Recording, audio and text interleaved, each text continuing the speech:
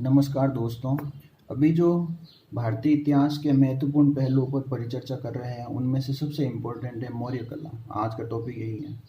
तो इससे पहले जो है अपन ने महाजनपद काल, धर्म, दर्शन, हर्यक वंश इत्यादि के बारे में महत्वपूर्ण चर्चा की है तथा साथ ही जो मौर्य काल है उससे रिलेटेड जो है जो भी महत्वपूर्ण पार्ट थे उसका परिचय, उनके सोर्सेज, उनका प्रशासन इत्यादि के बारे में महत्वपूर्ण परिचर्चाएं की हैं, जिससे कि जीएस का एक क्वेश्चन गलत ना हो। आज का जो टॉपिक है वो आर्ट एंड कल्चर से रिलेटेड है।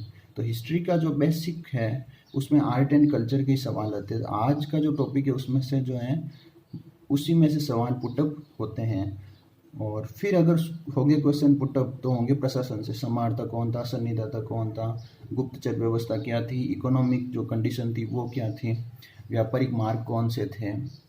और तो इससे रिलेटेड जो है परिचर्चा अपन कर चुके हैं।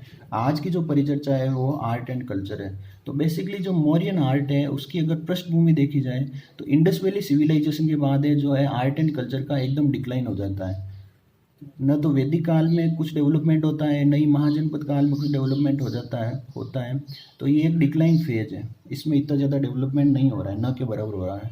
और जब ये आता है मौर्यन पीरियड 323 ईसा पूर्व से 187 ईसा पूर्व, तो इस समय जो है बहुत ज़्यादा जो है डेवलपमेंट होता है आर्ट एंड कल्चर के क्षेत्र में। तो इन पर जो है क्या क्या डेवलपमेंट हुआ इन पर जो है परिचर्चा की जाएगी। तो इसकी जो फर्स्ट लाइन है वो यही है, इंडस वैली सिविलाइजेशन के बाद जो है स्वतंत्र विकसित अवस्था है आर्ट एंड कल्चर की।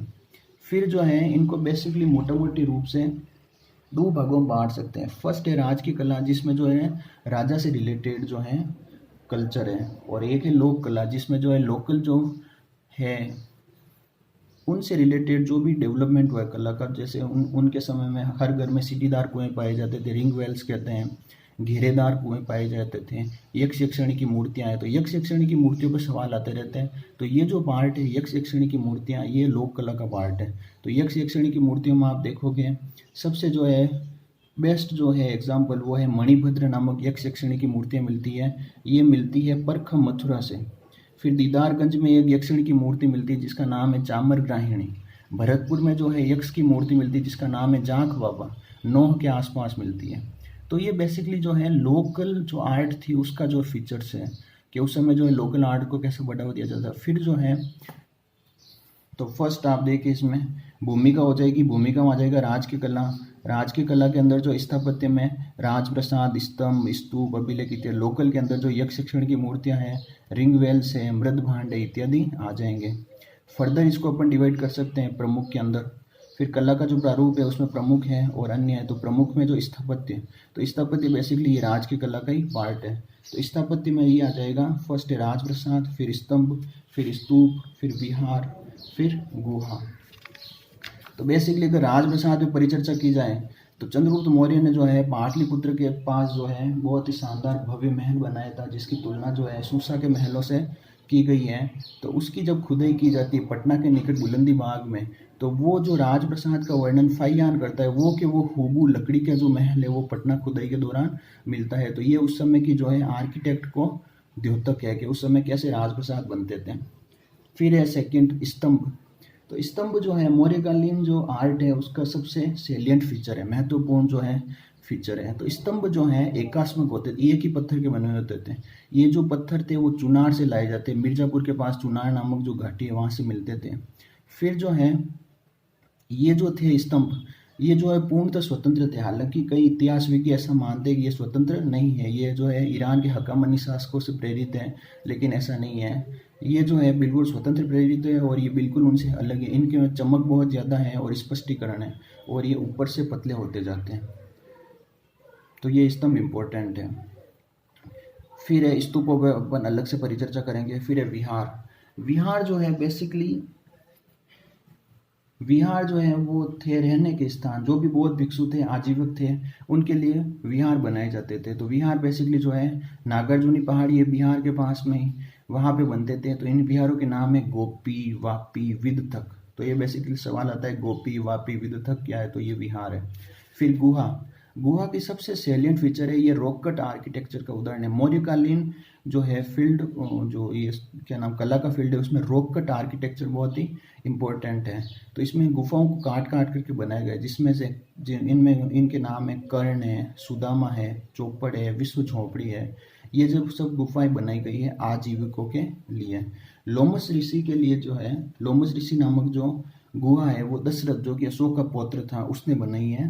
तो ये बेसिकली कुछ गुफाओं के नाम है। क्वेश्चन आ जाए लोमस ऋषि गुफा किस संबंधित है, तो मौर्यकालीन आर्ट से संबंधित है और दशरथ के द्वारा निर्मित है जो कि अशोक का पौत्र है। फिर अपन चलिए वो करते हैं चर्चा स्तूप के ऊपर। स्तूप बेसिकली बहुत ही इंपॉर्टेंट फीचर है। तो स्तूप में आप देखिए, स्तूप का जो शाब्दिक अर्थ है वो है ढेर। फिर जो है स्तूप के जो टाइप्स है वो है शारीरिक, पारिभौगिक, उद्देशिका और पूजा अर्थक। तो शारीरिक मतलब भगवान बुद्ध के जो शरीर के ऊपर जो निर्मित है वो शारीरिक स्तूप है, दंत से निर्मित है या केश से। पारिभौगिक, जिनका जो है भगवान बुद्ध जो दैनिक दिनचर्या के दौरान भौतिक वस्तुओं का यूज करते थे उनके ऊपर जो बने हैं उनको पारिभौगिक कहा गए हैं। जैसे उनकी चरण पादुका पर बने हैं, उनके पात्र पर बने हैं। उद्देशिका, सारनाथ में उन्होंने फर्स्ट जो है लेक्चर दिया था तो वहाँ पर जो स्तूप बना हुआ है। फिर पूजा अर्थक, जैसे अनाथ पिंडक ने जो है जैतूवन जो है वो दान में दिया था तो ये पूजा अर्थक है। तो ये बेसिकली जो है टाइप्स है। फिर अपन इसका देखते हैं चित्र। तो इसे चित्र से अपने को होगा क्लियर। तो बेसिकली आप देखिए ये जो है ये चारों तरफ जो बाउंड्री है स्तूप के वो है वेदिका, और यहाँ जो है वो है तोरण द्वार, एंट्री गेट कहते हैं। तोरण द्वार का अर्थ है एंट्री गेट, और चारों तरफ जो है वेदिका है। इस यहाँ जो तोरण द्वार है यहाँ पर 3 पट्टिकाएं लगती हैं, 1, 2 और 3, और यहाँ पे विभिन्न जातक कथाओं का अंकन किया जाता है। फिर जो है अंड होता है, जो गोलाकार आकृति होती है स्तूप के अंदर, उसे कहते हैं अंड। अंड के नीचे जो होती चौकी उसको कहते हैं मेदी, तो ये उसके टर्म है। फिर अंड के ऊपर जो है एक बॉक्स टाइप रखा जाता है जिसे कहते हैं हर्मिका। हर्मिका में जो है बुद्ध से संबंधित जो भी वस्तुएं वो रखी जाती हैं। फिर एक सीधी डंडानुमा आकृति होती है, इसको कहते हैं यष्टि, और फिर जो है 3 छत्र उसके ऊपर निर्मित किए जाते हैं। ये स्तूप से संबंधित शब्दावली है और ये चित्र भी है। फिर स्तूपों से संबंधित महत्वपूर्ण तथ्य देख लेते हैं। तो स्तूपों से संबंधित महत्वपूर्ण तथ्य हैं, सबसे प्राचीन है पिपरवा का स्तूप। अशोक ने बनाया था, जब वो वहाँ पर विजिट करने जाता है तो वहाँ पर जो है टैक्स का डिडक्शन कर देता है। भरूच का स्तूप, ये भी अशोक ने बनाया। इस पर जो है सबसे पहले जातीय कथाओं का जो है जातक कथाएं भगवान बुद्ध से रिलेटेड उनका अंकन किया गया है। फिर जो है सारनाथ का स्तूप है जिसे धमेक स्तूप भी कहते हैं। फिर जो है तक्षशिला में बना हुआ है गांधार शैली का, इसका पुनर्निर्माण कनिष्क ने करवाया था। तो ये बेसिकली स्तूपों से रिलेटेड जो है इसके जो टाइप क्या है, उनके जो टाइप क्या है, उनके जो संबंधित शब्दावली क्या है, चित्र क्या है और कौन कौन से इनके फैक्ट हैं, तो स्तूप आर्किटेक्चर पर डिस्कस किया है। इससे पहले जो थे लेख उन पर जो है पूर्णतः एक पूरा वीडियो बना, उस पर परिचर्चा कर चुके हैं। फिर मूर्ति कला में स्तंभ के ऊपर, स्तंभ जो बेसिकली ऐसे बनते थे स्तंभ, ये जैसे स्तंभ है, तो यहाँ पे एक उल्टा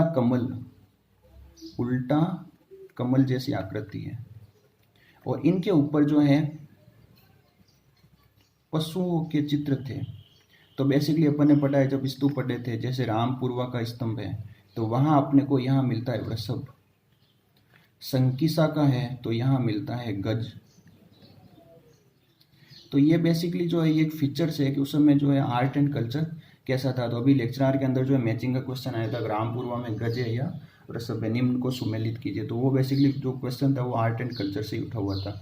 फिर स्वतंत्र रूप से, ये तो स्तंभ के ऊपर जो बंधे हुए हैं। फिर जो स्वतंत्र रूप से हैं तो धौली जो है वो तो है कलिंग के पास, और कालसी जो है उत्तराखंड। तो यहाँ पर जो है रॉक कट आर्किटेक्चर का उदाहरण मिलता है। यहाँ पर एक हाथी की मूर्ति है जिसमें हाथी को जो है पत्थर पर उकेरित किया गया है और उसको वहाँ से बाहर निकलते हुए दिखा है। तो बहुत ही शानदार है। और ये जो यक्ष यक्षिणी की मूर्ति है ये भी इसी का पार्ट है, इस पर अपन चर्चा कर ली है, क्वेश्चन आ सकता है।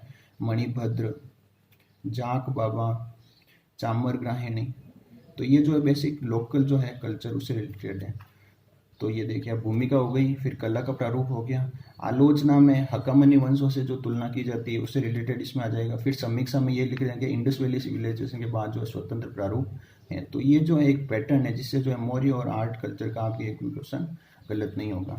तो बेसिकली मौर्य का अगर देखें तो अपन ने 6 पार्ट में पढ़ा है। फर्स्ट जो है सोर्सेज, कंप्लीट सोर्सेज, जैनिज्म है, बुद्धिज्म है, और जो है क्या नाम मेगस्थनीज है और विदेशी यात्री, उनके बारे में परिचर्चा की है।